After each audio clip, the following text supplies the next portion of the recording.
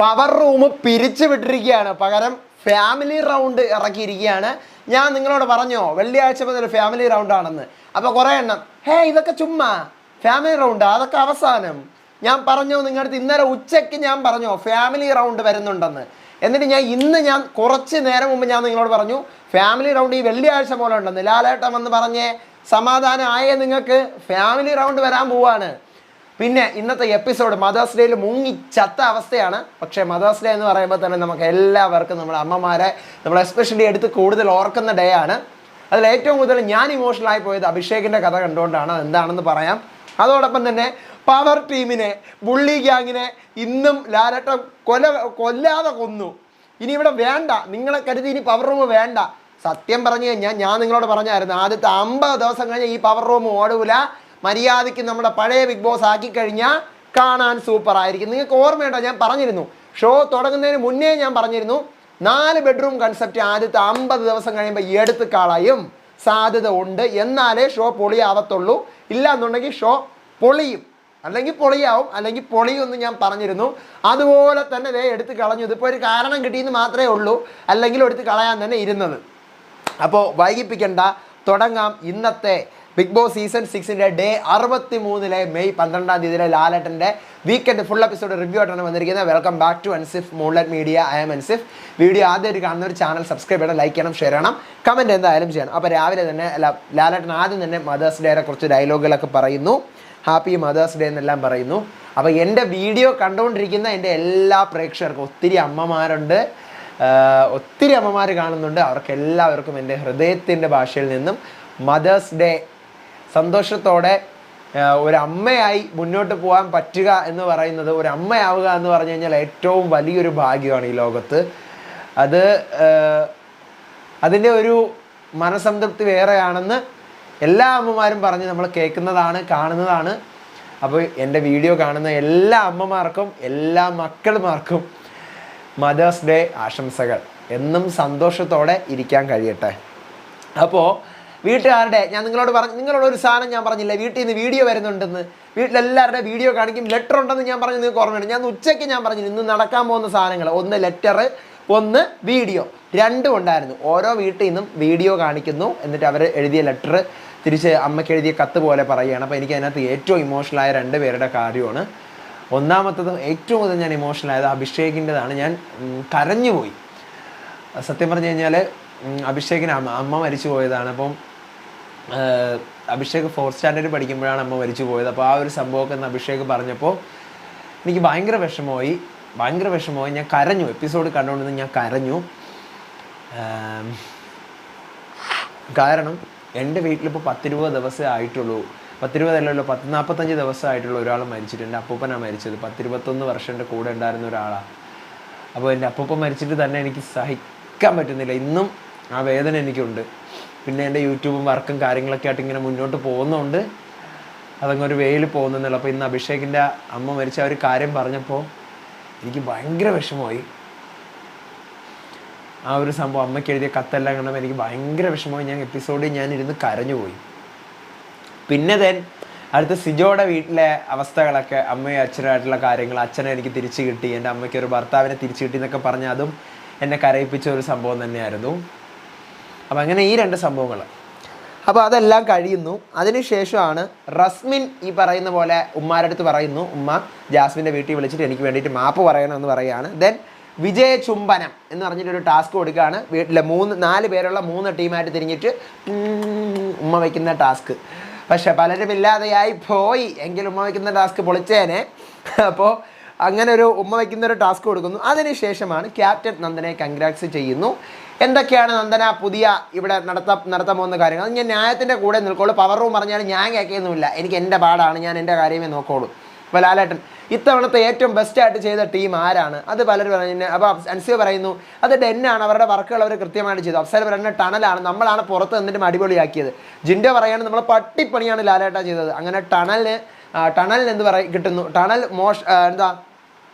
മോശമായിട്ടാണ് ചെയ്തത്, നമ്മളാണ് സൂപ്പറായിട്ട് ചെയ്തത്. അപ്പോൾ ശ്രീരേഖ പറയാൻ നമ്മുടെ പേര് ആരും പറഞ്ഞില്ല, നമ്മളായിരുന്നു ഏറ്റവും സൂപ്പർ എന്നൊക്കെ പറഞ്ഞ് അങ്ങോട്ടും ഇങ്ങോട്ടും എല്ലാവരും പറയുന്നുണ്ടായിരുന്നു. അവസാനം ഈ പറയുന്ന പോലെ ഇവർക്ക് കഴിഞ്ഞ ആഴ്ച കിട്ടിയ ട്രോഫി എടുത്ത് ഈ പറയുന്ന നമ്മുടെ ഡെന്ന് ടീമിന് കൊടുക്കുന്നു. പിന്നീട് പവർ റൂമിൻ്റെ അധികാരം, പവർ റൂം എടുത്ത് കളയണമല്ലോ, അപ്പോൾ എന്തെങ്കിലുമൊക്കെ അവരുടെ അടുത്ത് ചോദിക്കണം. പവർ റൂമിൻ്റെ അധികാരം 10ാം ആഴ്ച എത്തി, ഇനി വേണോ വേണ്ടേ വീട്ടുകാരുടെ അടുത്ത് ചോദിക്കുന്നു. പവർ റൂമിൽ ഏറ്റവും കൂടുതൽ വന്നിട്ടുള്ളത് ആരാണ്? റസ്മിൻ, ഞാൻ, ശ്രീരേഖ. ഞാൻ എത്ര തവണ വന്നിട്ടുണ്ട്? 4 തവണ. ജിൻഡോ 2 തവണ. അപ്പോൾ ലാലേട്ടൻ പവർ റൂം കൺസെപ്റ്റിന് വേണോ? 4 തവണ വന്നിട്ടും അഡ്വാൻറ്റേജസ് ഉണ്ടോ? എന്താണ് ശ്രീരേഖ പറയുന്നത്? പവർ റൂമിൽ കയറാൻ പോകുന്ന ആൾക്കാരുടെ സ്വഭാവമേ മാറിപ്പോവും. പുറത്തുനിന്ന് വിചാരിക്കുന്ന ആളായിരിക്കില്ല അകത്ത് കയറുമ്പം. അപ്പോൾ റസ്മിൻ പറയുന്നുണ്ട് പവർ റൂമിലുള്ള പ്രഷർ ഉണ്ടല്ലോ, അതിനകത്ത് കയറുമ്പോൾ നമ്മുടെ പ്രഷറാണ് നമ്മൾ പുറത്ത് വന്ന് ഇവരടുത്ത് ഓരോരോ കാര്യങ്ങൾ വന്ന് പറയുമ്പം ഇവരൊരുമാതിരി ഇവരെ നെഗറ്റീവ് അടിക്കാൻ വേണ്ടി വന്നതുപോലെ ഇവർക്ക് തോന്നും. അപ്പം പവർ വേണ്ടെന്നാണ് ലാൽ സാറിൻ്റെ അഭിപ്രായം. ഞാൻ 4 ആഴ്ച ഞാനങ്ങ് അതിനകത്ത് ജീവിച്ചു, ഇനി എനിക്ക് വേണ്ട പവർ റൂം. അപ്പോൾ ജിൻഡോ ആണ് എനിക്ക് ഏറ്റവും ഇഷ്ടപ്പെട്ട. ജിൻഡോ പറഞ്ഞതാണ് പവർ ടീം അധികാരം എന്ന് പറഞ്ഞാൽ ലാലേട്ട നോമിനേഷൻ ഫ്രെയിം മാത്രമല്ല അത് യൂസ് ചെയ്യാനും കൂടെ പഠിക്കണം. അത് പൊളിച്ച് ജിൻഡോ അത് സൂപ്പറായിട്ട് പറഞ്ഞു. അപ്പോൾ ജാസ്മിൻ, ലാലേട്ട എന്ത് ചെയ്യണമെന്ന് നമ്മൾ വിചാരിച്ചു കഴിഞ്ഞാൽ നമ്മൾ അതിനകത്ത് കയറി നമ്മൾ ന്യൂട്രലായിട്ട് നിൽക്കാമെന്ന് വിചാരിച്ചു കഴിഞ്ഞാൽ ലാലേട്ട വരുമ്പോൾ നമ്മൾ ഒന്നും ചെയ്തില്ല, ഒട്ടും ആക്റ്റീവ് അല്ലെന്ന് പറയും. നമ്മൾ പോയിട്ട് കലിപ്പ് കാണിച്ച് ഇവരെ എത്തി അടക്കി ഒതുക്കി ഇരുത്തി കഴിഞ്ഞാൽ നമ്മൾ ക്രൂവലാണെന്ന് പറയും. എന്ത് ചെയ്ത് കഴിഞ്ഞാലും വഴക്കാണ്. പിന്നെ 10ാമത്തെ ആഴ്ചയായി, ഇനിയും നമുക്ക് മുന്നോട്ട് നല്ലപോലെ കളിക്കണം എന്നുണ്ടെങ്കിൽ ഈ പറയുന്ന പവർ റൂം ഇല്ലെങ്കിൽ നമുക്ക് കുറേ കൂടി ഇൻഡിവിജ്വലായിട്ട് കളിക്കാം. അപ്പോൾ മാറ്റി തന്നു കഴിഞ്ഞാൽ വലിയ ഉപകാരം. അപ്പോൾ അൻസിബ, ലാലേട്ട പവർ റൂമിൻ്റെ ആവശ്യമില്ല, ഞാൻ അവിടെ കട്ടിലൊക്കെ ഭരിച്ചതാണ്, ഇനി എനിക്ക് ഭരണത്തിൻ്റെ ഒന്നും ആവശ്യമില്ല. ക്യാപ്റ്റനെ മാത്രം അനുസരിച്ചാൽ മതിയില്ലെങ്കിൽ ഇതിപ്പോൾ ക്യാപ്റ്റനെ അനുസരിക്കണം, അവിടെയുള്ള 5 പേരെ അനുസരിക്കണം. അപ്പോൾ അടുത്ത് സിജോ പറയാണ് അത് ചെകുത്താൻ്റെ കോട്ടയാണ്, ചെകുത്താൻ്റെ കോട്ട. നോമിനേഷൻ ഫ്രീ ആയിട്ടുള്ള സംഭവമാണ് അതിനകത്ത് കിട്ടണമെന്ന് പലരും വിചാരിക്കുന്നുണ്ട്. പക്ഷേ പുറത്ത് പോകാനുള്ള പലരും സേവ് ആവും, അതാണ് ഇതിൻ്റെ പ്രത്യേകത. പുറത്ത് പോകാനുള്ള പലരും ഇതിനകത്ത് കയറുന്നതിലൂടെ സേവ് ആവും, ക്യാരക്ടർ മാറും ഇതിനകത്ത് കയറിയതിന് ശേഷമുള്ള. അപ്പോൾ ശ്രീതു പറയാണ്, എന്താ ശ്രീതു, എൻ്റെ താമരക്കാട്ടിൽ ലാലേട്ട அது எனக்கு இந்த தாமரைக்கட்டில் கிடக்க ரொம்ப ஆசையாக தான் இருந்தது. ஆனால் இப்போ பவர் ரூம் இப்படியெல்லாம் சொல்லும்போது நான் எப்படி அந்த தாமரைக்கட்டுமே கிடக்கும். அப்போ ഇവരൊക്കെ വരുമ്പോഴത്തേക്കും ഞാൻ ഇപ്പടി അത് കിടക്കും. ഇതിനകത്ത് കയറുമ്പോൾ പലരുടെയും സ്വഭാവം മാറും, പവർ ഡൗൺ ആവും ലാലേട്ടാ. അപ്പോൾ അപ്സര, ലാലേട്ട പോസിറ്റീവായിട്ടാണ് എനിക്ക് പറയാനുള്ളത്. യോഗ്യരായിട്ടുള്ള ആൾക്കാർ വെളിയിൽ പോകും, അത് മാത്രമേ എനിക്കൊരു നെഗറ്റീവ് പറയാനുള്ളൂ. പവർ റൂമൊക്കെ സൂപ്പറാണ്, പക്ഷേ ഈ പുറത്ത് നിൽക്കുന്ന ആൾക്കാർ, യോഗ്യത ഉള്ള ആൾക്കാർ, അകത്ത് നിൽക്കുന്നവർ യോഗ്യത കുറഞ്ഞ ആൾക്കാരായിരിക്കും, അവർ വെളിയിൽ പോകും. പുറത്ത് നിൽക്കുന്ന ആൾക്കാർ സേഫ് സോണിൽ നിൽക്കുന്നവരൊക്കെ അകത്താവുകയും ചെയ്യും. സേഫ് ഗെയിം കളിക്കുന്നവർ സേഫ് സോണിലാവുകയും ചെയ്യും. അപ്പം സായി എന്താണ്, ലാലേട്ടൻ ഇവിടെ ഒരു യൂണി മൈൻഡ് എന്ന് പറഞ്ഞ സാധനം പറ്റുന്നില്ല, ട്രസ്റ്റ് ഇഷ്യൂ ഉണ്ട്. അപ്പോൾ ലാലേട്ടൻ ഗസ്റ്റ് വന്ന സമയം പോലും ഒരു പവർ റൂം അല്ല, ഇൻഡിവിജ്വൽ ആയിട്ടാണല്ലോ കളിച്ചുകൊണ്ടിരുന്നത്. ഇൻഡിവിജ്വൽ അങ്ങനെ നിങ്ങൾക്ക് ഇൻഡിവിജ്വലായിട്ട് കളിക്കണമെന്നുണ്ടെങ്കിൽ പവർ റൂം കൺസെപ്റ്റ് ഇതാ നിർത്തുന്നു. ഇനി അത് പവർ റൂം അല്ല, പീപ്പിൾ റൂമാണ്, നോ പവർ, ആർക്കും കയറാം. അപ്പോൾ ശ്രീതു, ലാലേട്ട എൻ്റെ എനിക്ക് വന്നത് താമര ബെഡ് പറഞ്ഞു. ശ്രീതു പോയി താമര ബെഡിൽ കിടന്നോളൂ. അതിനെ എപ്പടി എല്ലാവരുമേ ഇപ്പോൾ വന്നത് താമര കട്ടിമേ കിടക്കും.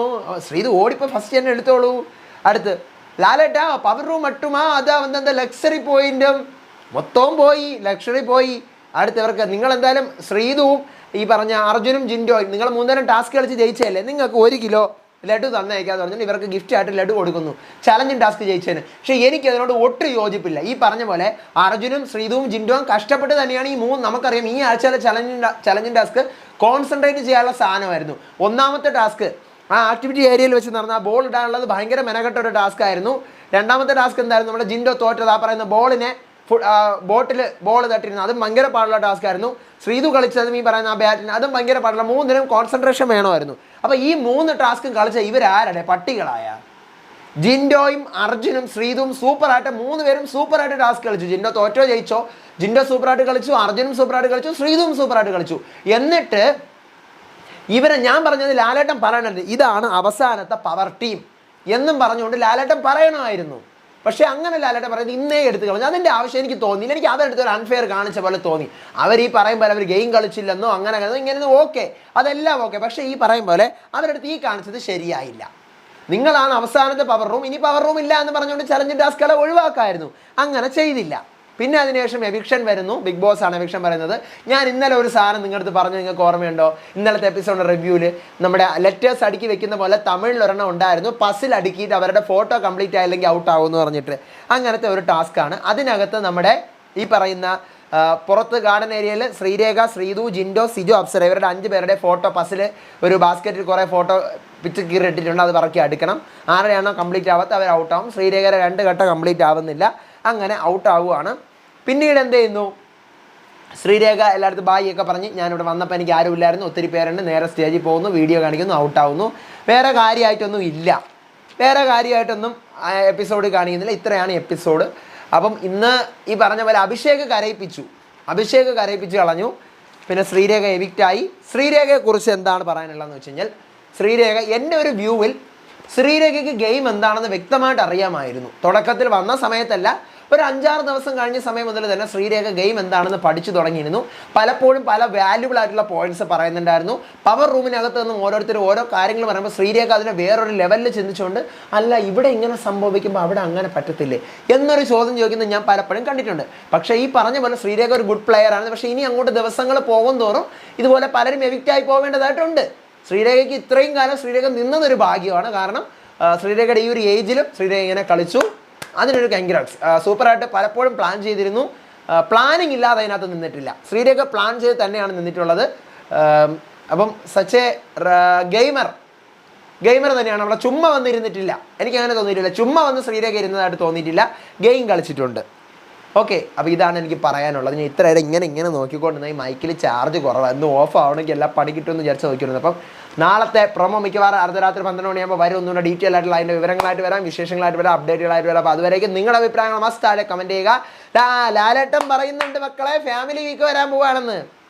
ഫാമിലി വീക്ക് വരാൻ പോവുകയാണ്. അടുത്ത ആഴ്ച നമുക്ക് കാണാമെന്ന് പറയുന്നുണ്ട്. നോക്കാം, 12 പേരുടെ ഫാമിലിയെ കൂടെ ഒരുമിച്ച് കയറ്റി വിടുമോ? കാണാം, കാത്തിരിക്കാം, വിശേഷങ്ങളായിട്ട് വരാം. അപ്പോൾ അതുവരേക്കും ബൈ ആൻഡ് ടേക്ക് കെയർ.